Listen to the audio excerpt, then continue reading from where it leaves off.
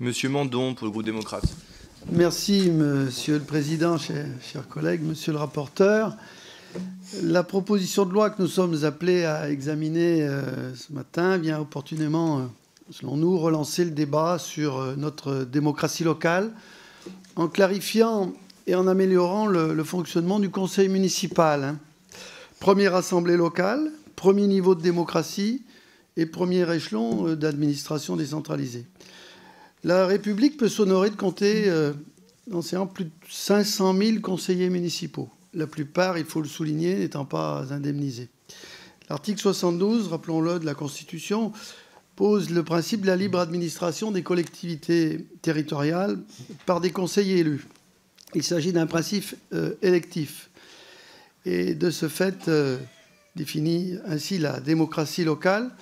Et on peut dire que sans élection, il ne saurait y avoir de collectivités territoriales.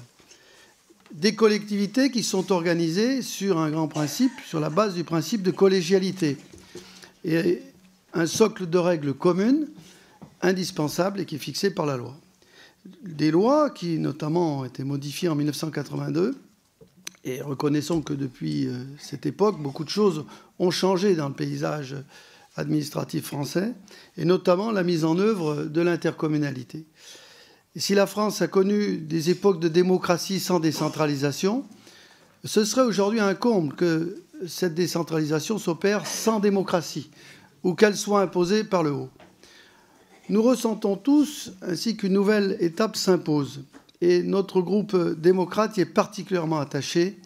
Ce texte a précisément le mérite d'améliorer par des mesures concrètes la mise en œuvre quotidienne du principe démocratique dans les délibérations des conseils municipaux. Car si l'on veut reconnaître la valeur de l'engagement municipal, si l'on veut donner du contenu à la démocratie locale, il est nécessaire de donner aux élus municipaux les moyens d'assumer leur mandat en étant pleinement au service de leurs concitoyens. En même temps, il convient d'avoir toujours en tête les réalités locales, sachant les très importantes disparités qui peuvent exister entre communes selon leur taille, leurs moyens, leurs ressources. De même, nous devons veiller à garantir l'efficacité des procédures décisionnelles. Clarifier les droits des conseillers municipaux en général, le fonctionnement des assemblées locales ou les délais de convocation des conseils municipaux et de transmission des rapports, la désignation d'un médiateur, le fonctionnement de commissions, etc. Autant de sujets qui méritaient et qui méritent d'être adaptés. Et en renforçant la démocratie municipale à travers ces mesures, nous donnons les moyens à l'animation des communes en confiant à des élus plus engagés, plus responsables, le soin d'administrer et de gérer au plus près du terrain. Nous en appelons à la construction d'une gouvernance locale qui puisse refléter véritablement les besoins et les aspirations des habitants. Et nous aurons à prendre dans les prochains mois d'autres initiatives pour la moderniser. La décentralisation doit contribuer réellement à la démocratisation et à l'amélioration de la qualité de vie des citoyens. Et notre rapporteur l'a bien rappelé. Il a rappelé opportunément un certain nombre de signes inquiétants, comme l'augmentation du nombre de démissions enregistrées depuis le début du mandat. Il est vrai qu'en 2020, nous étions, rappelons-le, en plein Covid. Notre groupe a donc souhaité ouvrir ce débat.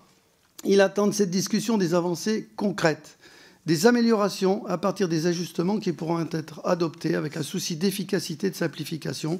C'est le sens de la démarche pragmatique et ouverte de notre rapporteur et dont nous saluons l'initiative et le travail. Je vous remercie et nous voterons ce texte.